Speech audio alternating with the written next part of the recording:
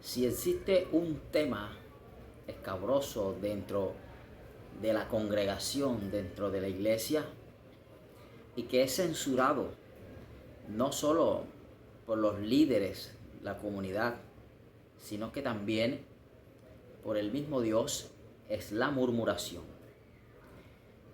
En este sentido, quiero exponer hoy el punto de vista de cómo se siente nuestro Dios frente a este tema.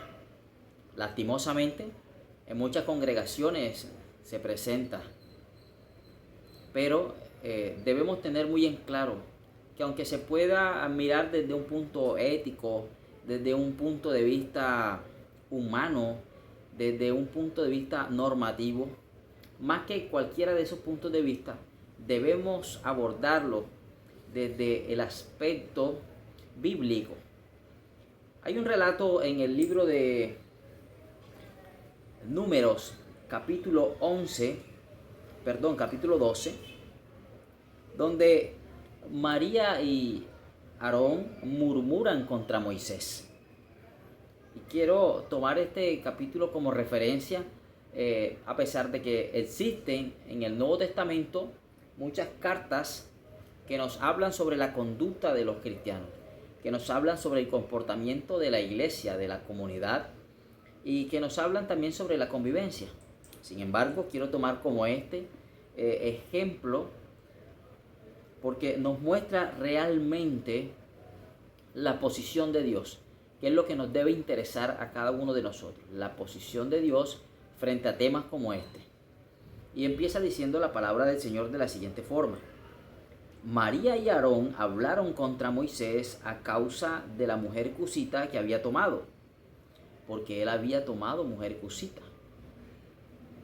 Y dijeron: solamente por Moisés ha hablado Jehová, ¿no ha hablado también por nosotros? Y lo oyó Jehová. Y aquel varón, Moisés, era muy manso, más que todos los hombres que había sobre la tierra. Luego dijo Jehová a Moisés, a Aarón y a María: salid vosotros tres al tabernáculo de reunión. Y salieron ellos tres. Entonces Jehová descendió en la columna de la nube y se puso a la puerta del tabernáculo. Y llamó a Aarón y a María, y salieron ambos. Y él les dijo: oíd ahora mis palabras. Cuando haya entre vosotros profeta de Jehová, le apareceré en visión, en sueños hablaré con él. No así a mi siervo Moisés, que es fiel en toda mi casa. Cara a cara hablaré con él, y claramente, y no por figuras, y verá la apariencia de Jehová. ¿Por qué pues no tuviste temor de hablar contra mi siervo Moisés? Entonces la ira de Jehová se encendió contra ellos y se fue. Y la nube se apartó del tabernáculo, y he aquí que María estaba leprosa como la nieve. Y miró Aarón a María, y he aquí que estaba leprosa. Y dijo Aarón a Moisés: oh Señor mío, no pongas ahora sobre nosotros este pecado, porque locamente hemos actuado y hemos pecado. No quede ella ahora como el que nace muerto, que al salir del vientre de su madre ya tiene media consumida su carne. Entonces Moisés clamó a Jehová, diciendo: te ruego, oh Dios, que la sanes ahora. Respondió Jehová a Moisés: pues si su padre hubiera escupido en su rostro, ¿no se avergonzaría por 7 días? Sea echada fuera del campamento por 7 días, y después volverá a la congregación. Así María fue echada del campamento 7 días, y el pueblo no pasó adelante hasta que se reunió María con ellos. Amén. Dice que después el pueblo partió de Acerot y acamparon en el desierto de Parán. Se pudo continuar la marcha.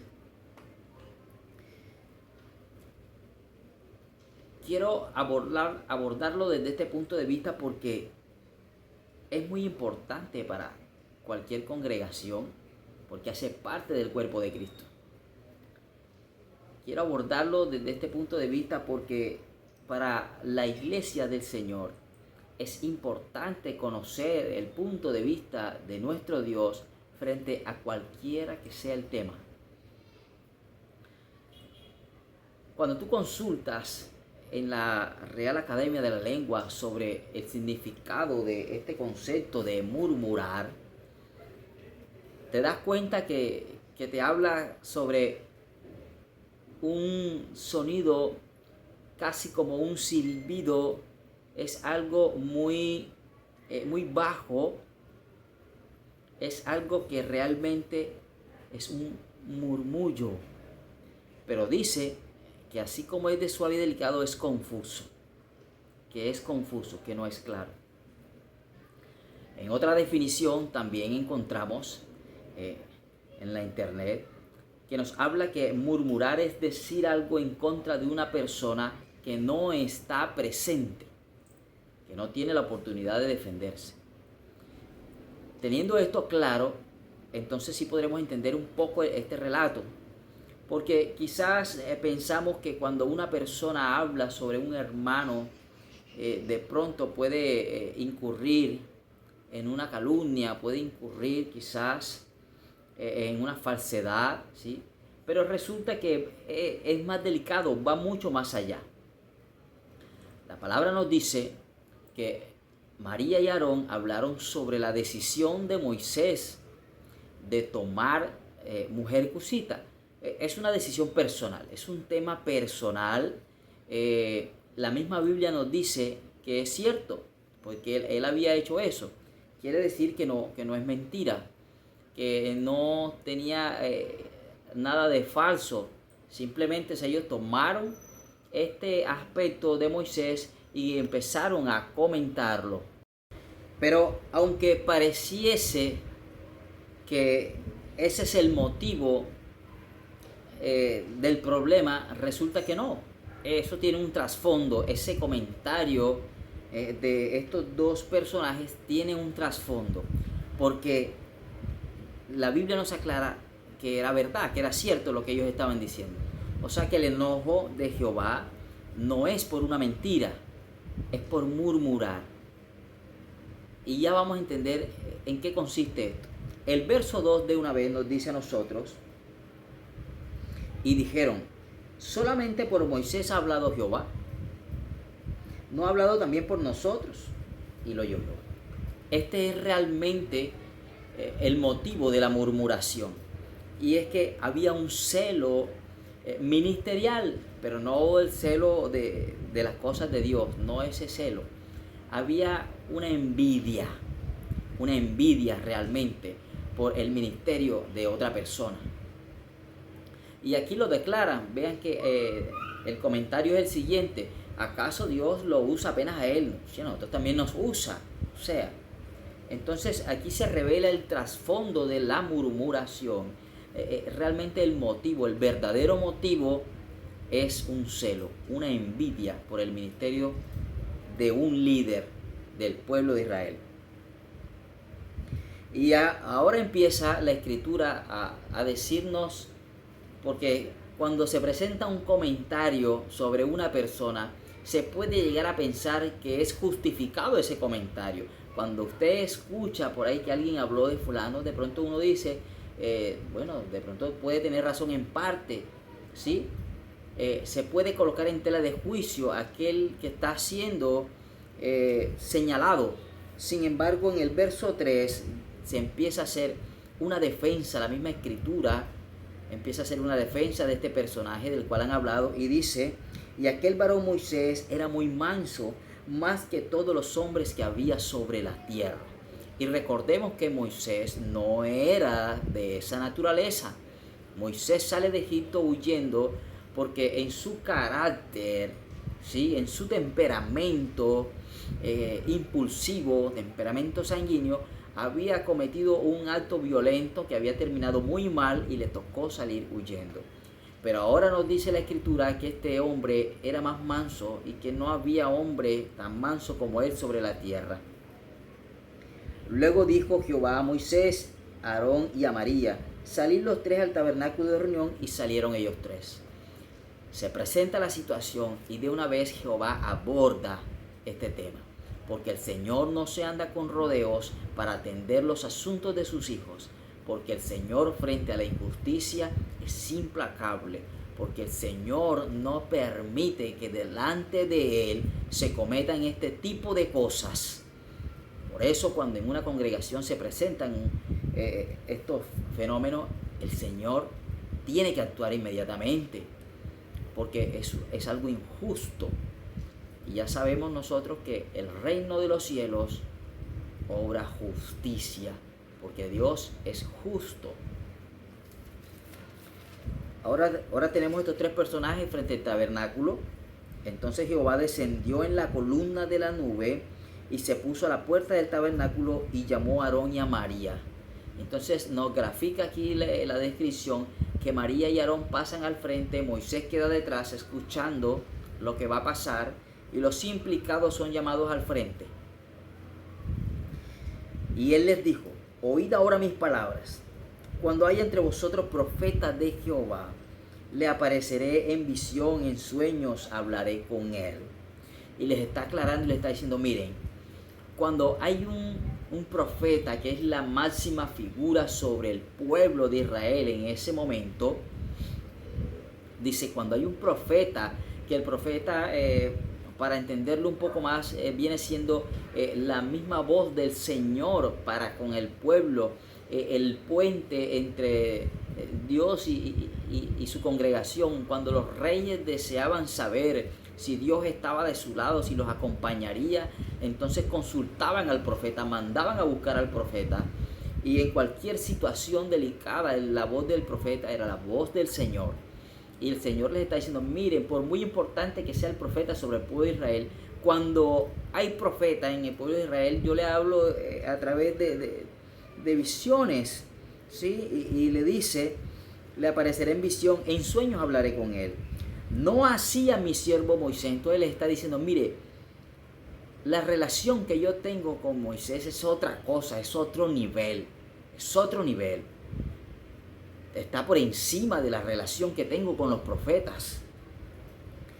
Dice: no así a mi siervo Moisés, que es fiel en toda mi casa. Y aquí está la razón por la cual el Señor hace una defensa de este siervo, y es porque es hallado fiel en toda la casa de Israel. Y él les dice: cara a cara hablaré con él y claramente, y no por figuras, y verá la apariencia de Jehová. Y Jehová le empieza a declarar a estos dos que andan husmeando en lo que no les interesa y andan envidiando los ministerios de los demás: ven acá, si es que este Señor tiene una relación personal conmigo, es mi amigo, yo le hablo a él y él me ve cara a cara, no a través de figuras ni cosas borrosas, sino claramente converso con él y él me ve, no solo escucha mi voz, sino que también puede verme, porque yo así lo he decidido, tener ese tipo de relación. Es otro nivel. ¿Por qué pues no tuviste temor de hablar contra mi siervo Moisés? Es el verso 8. Uy, le llama la atención y le dice: ¿cómo se les ocurrió? ¿Cómo se les ocurrió meterse con mi amigo? ¿Qué es lo que pasa con él? ¿Qué andan hablando de mi amigo? Entonces, verso 9, la ira de Jehová se encendió contra ellos y se fue. Cuando la murmuración penetra los muros de la iglesia, la presencia del Señor se va. Y esa es una de las consecuencias, porque en el Señor solo hay unidad, en el Señor no hay división. Y ya vemos cómo Cristo glorificó al Padre, y el Padre como envía al Espíritu Santo como testigo. En el Señor no hay división, solo hay unidad, solo hay unidad. Y entonces el Señor se va. Y la nube se apartó del tabernáculo, y aquí que María estaba leprosa como la nieve, Y miró a Aarón a María y aquí que estaba leprosa. Y entonces aquí viene la consecuencia de transgredir una ley del Señor. Aquí viene la consecuencia del pecado. Y aquí viene entonces lo que María tiene que pasar por haber lanzado este comentario envidioso. Y aquí hay que aprender algo. Hay dos cosas que no pueden estar en la congregación del Señor. Hay dos cosas que un cristiano no puede permitir en su vida. Y una es la envidia y la otra el chisme.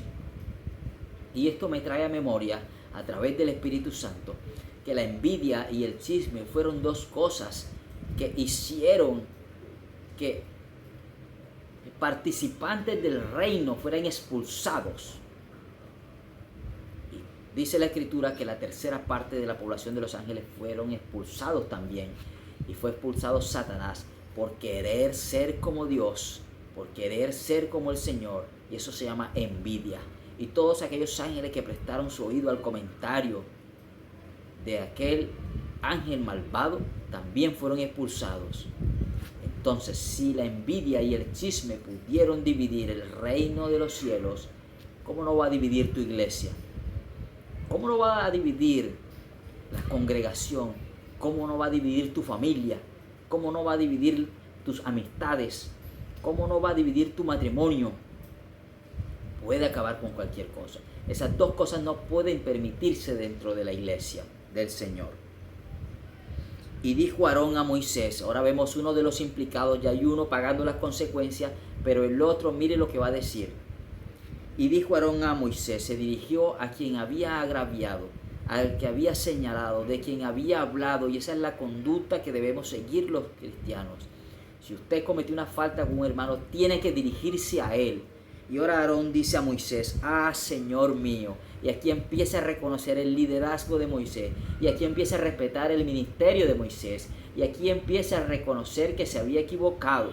Y le dice, Señor mío, no pongas ahora sobre nosotros este pecado, porque locamente hemos actuado